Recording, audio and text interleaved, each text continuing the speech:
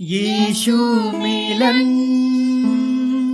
यीशु मिलन, यीशु मिलन, यीशु मिलन। यीशु मिलन programme में आपका स्वागत है। मैं हूं पास्टर अबनव, जिसे आप सभी जानते ही हैं। हमारे इस प्रोग्राम में आप यीशु के बारे में जानेंगे। आपको पता है समय निकट आ चुका है, लेकिन लोग यीशु को नहीं जान पाते हैं, यीशु की शिक्षाओं को नहीं जान पाते हैं। वो यीशु आखिरकार है कौन, वो कोई नहीं जान पाता है। हमारा ये प्रोग्राम सभी बच्चों के लिए भी है, जो बच्चे प्रभु यीशु के बारे में जानना चाहते हैं या जो माता पिता अपने बच्चों को यीशु की तालीम देना चाहते हैं, उन सभी के लिए ये प्रोग्राम बनाया गया है। और यदि कोई मसीह में नया है और प्रभु यीशु को जानना चाहता है, हमारा प्रभु यीशु कैसा था और कैसे वो हम सभी के साथ रहता है, आइए इस प्रोग्राम के माध्यम से हम उसे जानते हैं। ये जो सामने चित्र है वो अंद्रियास और उसके दोस्त की पहली मुलाकात यीशु की है। अंद्रियास यूहन्ना बपतिस्ता का शिष्य था, जिसे आप यूहन्ना बपतिस्ता कहते हैं। यूहन्ना ने यीशु को यरदन नदी के तट पर चलते हुए देखा और अपने शिष्यों से कहा, देखो ईश्वर का मेमना। यूहन्ना अध्याय 1 और वचन 35 में आप पढ़ सकते हैं। दोनों शिष्य उनकी यह बात सुनकर यीशु के बारे में और जानने की लालसा में यीशु के पीछे हो लिए। यीशु ने मुड़कर उन्हें अपने पीछे आते हुए देखा और कहा, क्या चाहते हो? उन्होंने उत्तर दिया, गुरुवर, आप कहाँ रहते हैं? यीशु ने उनसे कहा, आओ और देखो। इस प्रोग्राम के 5 सीजन होने वाले हैं और इन 5 सीजन का लक्ष्य यीशु क्रिस्त के जीवन से प्रेरणा प्राप्त करना है।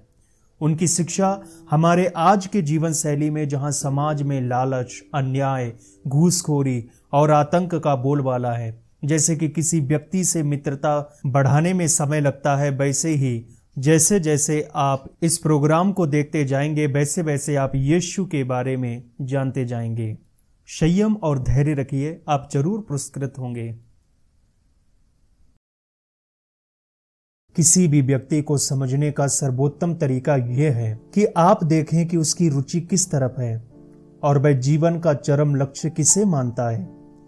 यदि हम यीशु ख्रिस्त के रहस्य का पता लगाना चाहें, तो हमें यह जानना होगा कि वे क्या करने आए थे। इसके लिए हमें यात्रा करनी होगी।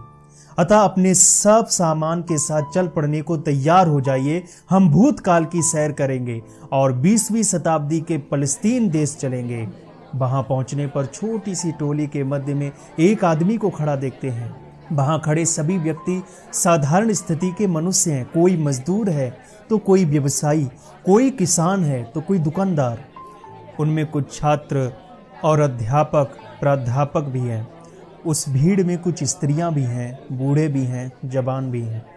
एक दूसरी टोली है जो इनसे दूर खड़ी है और इस व्यक्ति और इसके इर्द गिर्द एकत्रित व्यक्तियों को ध्यान से देख रही है। मालूम पड़ता है कि वे क्रोध में हैं और उस बड़ी टोली की ओर घृणा और हेय दृष्टि से देख रहे हैं।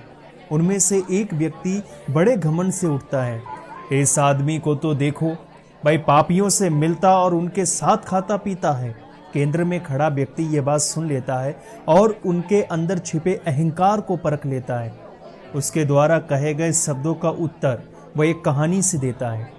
यदि तुम में से किसी के पास 100 भेड़ें हों और उनमें से एक खो जाए, तो क्या वह अपनी 99 भेड़ों को वही जंगल में छोड़कर एक खोई हुई भेड़ के खोज में नहीं जाएगा? और क्या उस समय तक उसे नहीं खोजता फिरेगा जब तक उसे पा ना ले? और उसे पा लेने पर वह उसे अपने कंधे पर उठा लेता है।